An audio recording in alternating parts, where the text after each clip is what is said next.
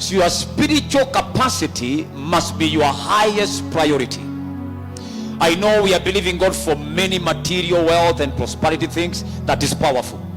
But anything else you need in life, materially speaking, will fall under how spiritual you are. Are you hearing me? How you build your spiritual capacity determines every other success that you want to see in life. Praise the living God. I'm saying praise the living God. Listen, when God created man in Genesis, and he placed Adam and Eve in the garden of what? In the Garden of Eden. Now, if you read your Bible carefully, you notice Eden was so blessed materially. The Bible indicates that Eden had fine gold. Fine what? Fine gold. Eden had very beautiful 4 rivers that were flowing in that. I mean, it had amazing landscaping. But let me tell you this. The most important thing in Eden was not the 4 rivers or the gold therein, but the spiritual lives of Adam and Eve. And when they lost their spiritual capacity, there was a problem.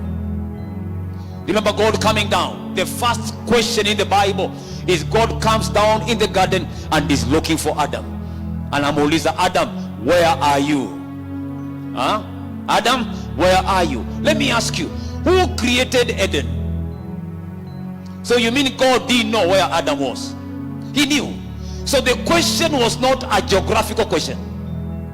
It was a spiritual question. Because where I left you, Adam, spiritually, you are no longer there. And because they lost their spiritual capacity, even the gold in Eden could not benefit them. And every time you tamper with your spiritual capacity, you tamper with so many things within your life. That's why I've said that your spiritual capacity must be your highest priority.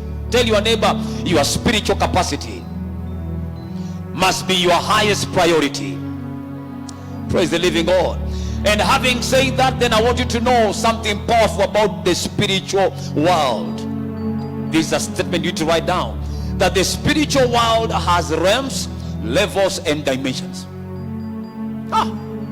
The spiritual world has realms, levels, and dimensions. Ulimwengu wa kiroho uko na nyanja, upeo na viwango.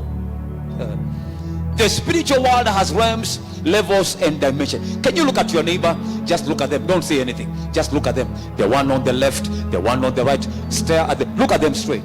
Now, let me tell you, the truth of the matter is that physically where we are on the same ground. But spiritually, we are not standing in the same spiritual ground. We are not. Maybe the neighbor sitting next to you, if you look at them spiritually, you may look at them this way.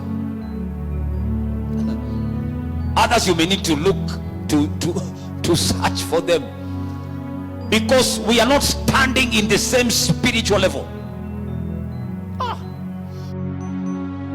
All right, let's go to Revelation chapter 1. Chapter 1, Revelation, and verse number 9. I think 8 and 9.